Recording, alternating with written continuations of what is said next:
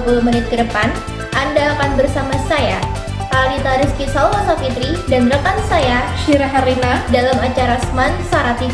Seluruh berita telah kami rangkum untuk Anda demi menghadirkan berita aktual dan terpercaya.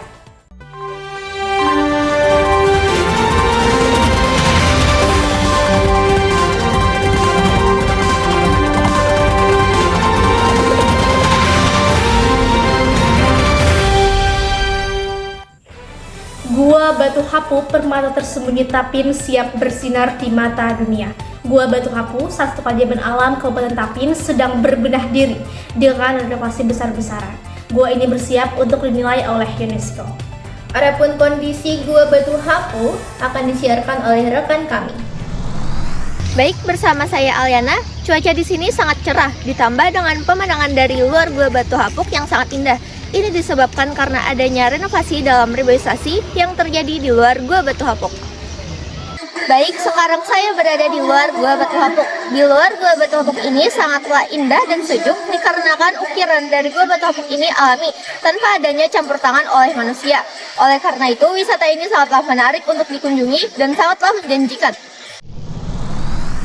Baik, terima kasih Aliana. Itu dia liputan dari rekan kami tentang keadaan Gua Batu Hapu pada hari Minggu tanggal 8 September tahun 2024. Mari kita saksikan bersama keindahan Gua Batu Hapu yang telah diliput oleh tim lapangan. Pada bulan Juli 2023, Gua Batu Hapu mengalami renovasi besar-besaran. Kabarnya UNESCO tertarik untuk berkunjung dan menilai kawasan Gua Batu Hapu. Gua Kapur yang sebelumnya masih dikelilingi oleh hutan telah disulap sedemikian rupa hingga menjadi pariwisata yang menarik. Tak heran apabila Gua Batu Hapu ingin dinilai oleh UNESCO, karena Gua Batu Hapu ini memiliki pemandangan ikonik yang sangat menarik mata. Pemandangan stalagmit dan stalaktit yang terbentuk alami merupakan salah satu ikonik. Selain itu juga ada pemandangan ray of light yang hanya bisa dilihat saat pukul tertentu saja. Penilaian UNESCO dilakukan baru-baru ini pada tahun 2024. Tim penilai berasal dari dua negara, yaitu Vietnam dan Jepang. Betapa bangganya kita sebagai warga Kabupaten Tapin dapat melihat pariwisata di daerah kita semakin berkembang. Assalamualaikum, selamat siang Pak. Selamat siang. Oke, mohon izin Pak, boleh wawancara dengan Sekian?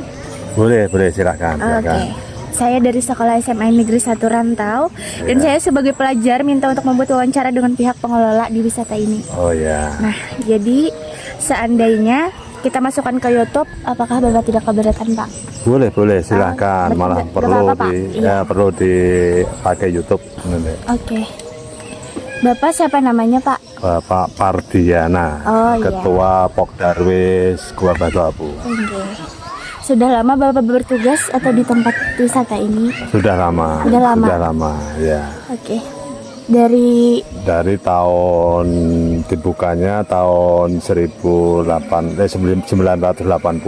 Iya. Kemudian untuk pemugaran ini untuk taman-taman ini karena wisata kemarin itu agak sunyi sehingga sudah sekarang diperbaiki lagi dengan pembuatan taman-taman di sini itu mulai tahun 2023 2024 ngambil dana dari dana desa.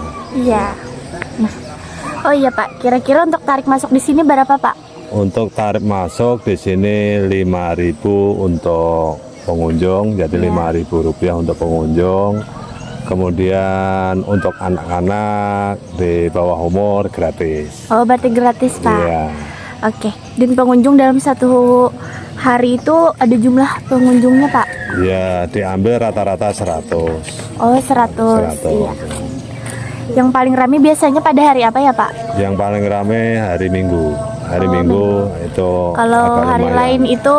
Kalau hari lain itu karena itu kan harinya tuh untuk anak sekolah sehingga yang ada ke sini tuh waktu sore. Waktu sore habis tengah hari itu baru ada pengunjung. Kalau tutupnya jam? Tutupnya jam 17.30. Oh iya.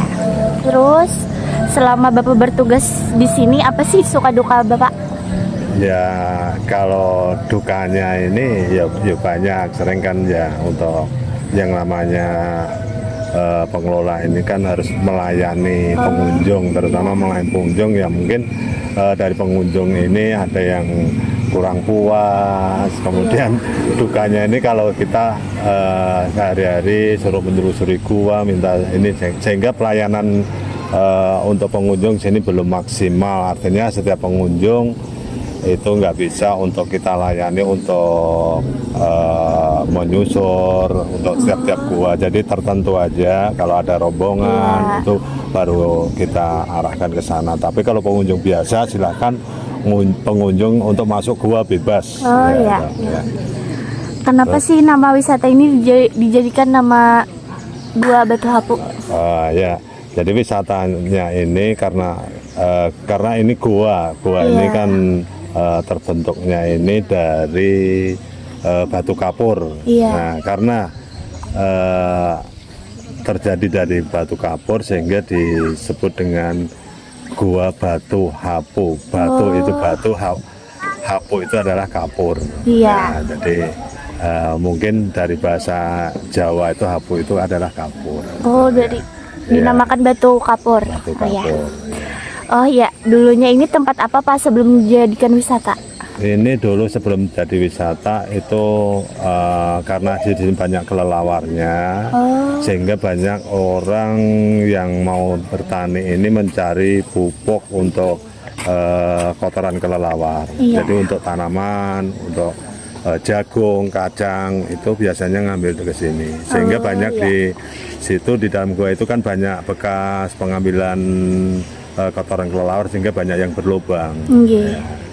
Terus ini kalau menurut Bapak kedepannya seperti apa tempat wisata ini Pak? Perlu saya kembangkan lagi nanti untuk tahun-tahun depan mungkin mau kita buka untuk wisata ke puncak nanti ke puncak untuk trekking itu kita buka ke puncak.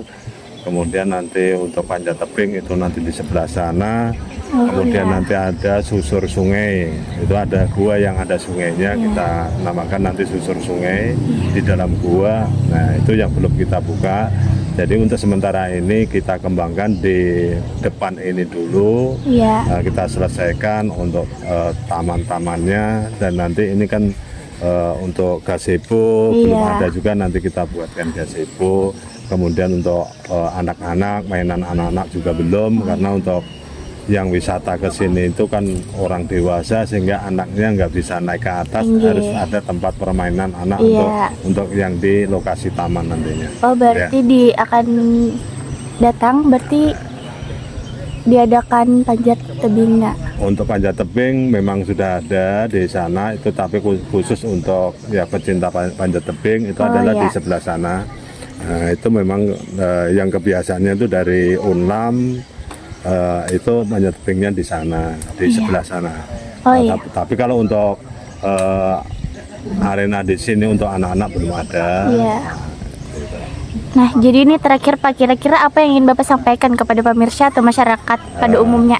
Kepada khususnya kepada pemirsa ini minta dukungan dari semua pihak, terutamanya pihak pemerintah daerah maupun pemerintah provinsi maupun pusat, untuk mendukung agar wisata ini bisa berkembang sehingga sebagai pintu gerbangnya ini kan pintu gerbangnya nanti IKN itu nanti banyak wisata pengunjung ke sini, karena apa sekarang ini gua wisata Batu Hapu ini sudah masuk ke Geopark sehingga sudah terkenal di luar negeri, karena untuk sementara ini sudah banyak wisata luar negeri yang sudah masuk ke Gua Batu Hapu. Oke Pak, terima kasih atas wawancaranya. Ya, sama-sama. Selamat siang Bu. Mohon maaf mengganggu sebentar. Nama ulun Siti Lailatul Abidah. Kalau nama siapa Bu? Ibu Eva. Ibu Eva. Baik, permisa Ibu. Ini merupakan pedagang di daerah Gua Batu Hapu, benar Bu?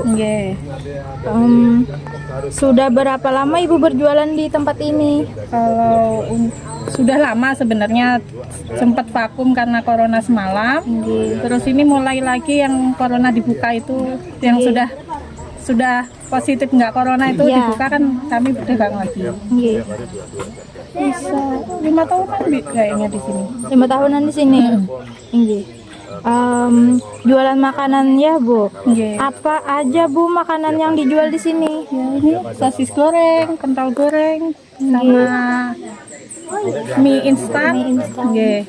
Sama mainan sedikit. Nanti kalau susur sungai itu Kalau Ibu sendiri berdagang setiap hari atau pas ramai pengunjung aja? Ulun pas weekend aja, Mbak. Weekend, Nggih. pas hari libur. Nggih, hari Oh, libur. nggih. Kalau hari biasanya enggak? Enggak. Oh, iya. Yang mbaknya sebelah tuh tiap hari. Oh, nggih. Berarti pian hajang Yang pas weekend, nggih hari yang libur. dua ini setiap hari. Inggih. Oh. Biasanya pada hari apa pengunjung rame pembeli jualan Ibu? Ya enggak mesti, Mbak. Random, Bang, Mbak. Oh, inggih. Nggih, tergantung ya. Kadang ya banyak pengunjungnya, pembelinya ya enggak terlalu banyak. Nggih. Ya enggak mesti, Mbak. Iya. Kalau dibandingkan berjual di tempat lain misalnya seperti di pasar dengan di sini, mana yang lebih menguntungkan, Bu? Enggak pernah ke pasar. Oh, enggak pernah. Nggih, ulun Nggih. kalau pagi, kalau hari biasa itu jualan di sekolahan. Oh, di sekolah. Nggih.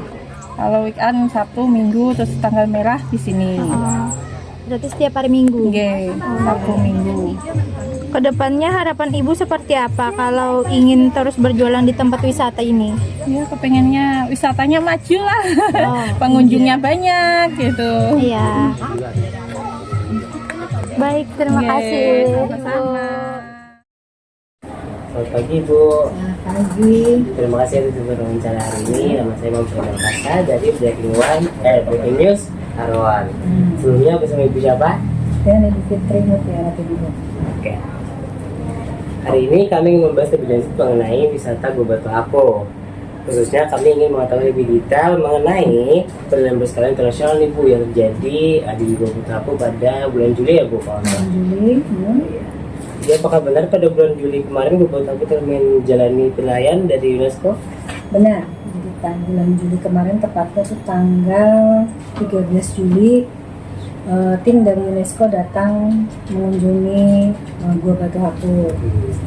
Jadi timnya itu kalau untuk dari UNESCO sendiri ada 2. Itu tim yang pertama itu Mr. Tran Tan Pang dari Vietnam. Yang kedua Miss Hiroko Torigo itu dari Jepang. Nah selain itu juga ada tim dari tim geopark di pusat sama yang dari Kalsel tim geopark Meratus ikut mendampingi datang ke Jakarta. Terus apa saja sih persiapan yang dilakukan untuk menjalani penilaian UNESCO yang kayak gitu? Persiapan untuk menjalani penilaian itu sesuai dengan arahan Pak PJ Bupati Tapin itu dimulai kurang lebih secara intensif itu 1 tahun yang lalu. Jadi persiapannya itu juga bukan cuma kelengkapan amenitas, itu juga persiapan SDM, pengelola. Nah, jadi kan kalau kelengkapan amenitas itu seperti akses, ada fasilitas WC dan lain sebagainya. Untuk wisata kita sendiri sama kalau amenitasnya SDM kita udah ikutkan pengelolanya itu untuk pelatihan guide, pelatihan tata kelola, geopark. Jadi selain amenitas kita juga persiapan SDM-nya. Itu juga kita atas arahan dari PJ itu kita persiapan nggak sendiri. Jadi ini bukan tanggung jawab dinas pariwisata aja sebenarnya. Untuk geopark ini kan sudah tingkat internasional ya penilaiannya. Jadi yang bergerak tuh bukan cuma dari dinas pariwisata. Tim geopark juga ikut bantu dari baik dari pusat Jakarta maupun dari provinsi Kalimantan Selatan. Selain itu juga koordinasi selain dari kelompok Popdarisnya, kelompok Popdarisnya namanya pesona alam. Dari kelompok Popdarisnya, koordinasinya itu juga dari satuan kerja yang lain seperti LH ya kan, Dinas Lingkungan Hidup, Dinas Perindustrian, terus Dinas PU, Dinas Kominfo. Nah, kenapa jadi lintas sektor gitu ya? Nah, karena sebenarnya geopark itu sendiri kan bukan cuma wisata. Mungkin mikirnya geopark nih bagian pasti wisata kan? Sementara geopark itu sebenarnya bukan cuma wisata, tapi di situ fungsinya itu selain dari kita punya peningkatan ekonomi di situ kan, ada konservasi alam di situ, ada juga untuk edukasi. Nah, jadi itu fungsinya tiga tuh, konservasi, edukasi, ekonomi. Nah, jadi kenapa ada lintas sektor bukan tanggung jawab dinas pariwisata dan sebagainya. Kalau leading sektor itu juga kita enggak ya. Jadi itu semuanya leading sektor artinya, karena untuk 3 pilar itu. Geopark itu sendiri kalau kita kaji itu kan geopark itu sebenarnya ada unsurnya ada 3 kan. Mungkin Bonben tahu lah unsur dari geopark itu sendiri. Ya, unsur dari geopark itu sendiri ya pertama itu adalah dari geodiversity. Geodiversity itu tahu itu kan dari batuannya, ya kan? Nggak semua batuan kita bisa kita jadikan itu bahan konservasi ya, dengan umur tertentu itu. Jadi geodiversity. Terus yang kedua apa? Biodiversity. Biodiversity ini apa? Keanekaragaman hayati, ada flora, ada fauna, yang harus kita jaga. Yang ketiga apa? Cultural diversity. Cultural diversity ini tentang kebudayaannya, sosial masyarakatnya. Jadi sebenarnya geopark itu bukan cuma batu guanya itu, Ding, tapi kawasan yang ada sekitar itu, kawasan di sekelilingnya. Kalau tempat kita ini yang masuk ke penilaian itu rasanya ada 3. Selain dari yang 2 itu sendiri, ya, Masjid Keramat yang dia masuk dalam istilahnya kawasan kita sebagai cultural diversity-nya, sama nanti yang pelayanan dan cuma itu kayaknya nggak masuk dalam penilaian. Jadi yang masuk dalam penilaiannya itu adalah yang Baik pemirsa, itu tadi liputan dari tim lapangan kami. Pemandangan Gua Batu Hapu terlihat indah dan sangat menarik mata. Tidak heran apabila wisata ini akan segera mendunia. Semoga dengan adanya lirikan dari UNESCO ini diharapkan Gua Batu Hapu semakin terkenal hingga kancah internasional. Tak terasa pemirsa, kami telah menemani Anda hingga di penghujung acara. Saya Tarita Rizky Sawasa Fitri dan rekan saya Syira Herina pamit undur diri.